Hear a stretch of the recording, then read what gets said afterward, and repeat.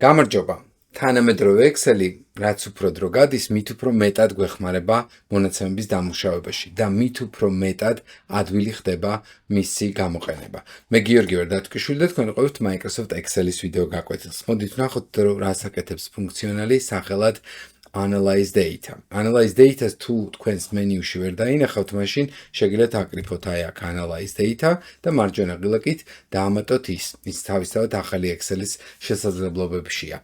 და მოდით ვნახოთ თუ რას გააკეთებს სწორედ ახლა ეს Analyze Data. ავიღოთ ცხრილი და უკვე დავაჭიროთ მას ხელი. შესაბამისად, როგორც კი ხედავთ, ეკრანზე გამოვიდა მარჯვენა მხარეს სხვადასხვა ჩამონათვალი იმისა თუ რა სტილის რეპორტი შეიძლება დაამუშავოს ამ მონაცემებზე. ასევე შეგვიძლია ავირჩიოთ show all 37 result-ი, ანუ რეალურად 37 კიდე სხვა შესაძლო ვარიანტი გამოთვალა ამ კონკრეტული რეპორტის, ამ კონკრეტული ცხრილის მიხედვით. თუ თქვენ ფიქრობთ, რომ ეს კონკრეტული მონაცემი უფრო სხვანაირად გინდათ დაამუშავოთ, მაშინ შეგიძლიათ პირდაპირ გამოიყენოთ შეკითხვის დასმის ნაწილი.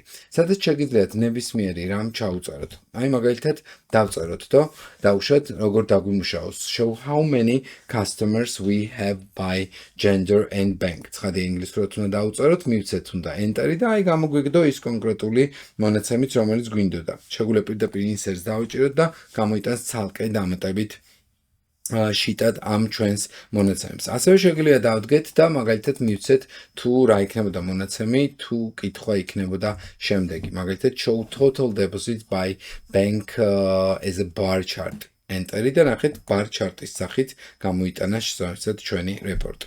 აქეთ ნახეთ რომ იყო ასეთი ფორმა, აქეთ ნახეთ რომ არის ასეთი ფორმა და მოკლედ რა ტიპი და როგორიც გინდათ შეგიძლიათ ის გააკეთოთ. თუმცა თუ ეს მონაცემები არ გაქვთ და მაინც რაღაცა უბრალოდ ეს ფუნქციონალი არ გაქვთ და მაინც გინდათ რომ რაღაცა ფორმით დაამუშავოთ თქვენი ცხრილი, ერთ ვარიანტს შემოგთავაზებთ. მაგალითად ავირჩიოთ აი ოჯახური მდგომარეობები, მოვნიშნოთ Ctrl+Shift ქვედა ის არის, ასევე ცხრილში ავირჩიოთ დანარჩენი კონტროლი, დეპოზიტი და ისევ Ctrl+Shift ქვედა ის არის და მოდით შევიდეთ Insert მენიუში და ავირჩიოთ ბრძანება Recommended Charts. აქ უკვე შემოვა pivot-ის რეკომენდირებული დიაგრამები და მაგალითად შეგიძლიათ შეარჩიოთ პირველივე. Pivot-ის ნიშანი აქვს, რაც იმას ნიშნავს, რომ pivot-ის analyze-ს აკეთებს. გადავიდეთ ორი კლიკით ახალ შიტზე და უკვე ხედავთ, რომ შექმნა რაღაცა pivot-ი, რომელშიც ოჯახური მდგომარეობებია გამოტანილი და დეპოზიტების ჯამი. ანუ იმ შემთხვევაში თუ ჩვენ არ გვაქვს ეს ფუნქციონალი, შეიძლება რაღაცა კონკრეტული ტიპის დიაგრამები მაინც ავაგებინოთ და გამოვათრევინოთ Excel-ის თუნდაც ძველ ვერსიას. მადლობა ყურადღებისთვის, მე გიორგი ვარ დათვიშვილი და თქვენ უყურებდით Microsoft Excel-ის ვიდეო გაკვეთილს.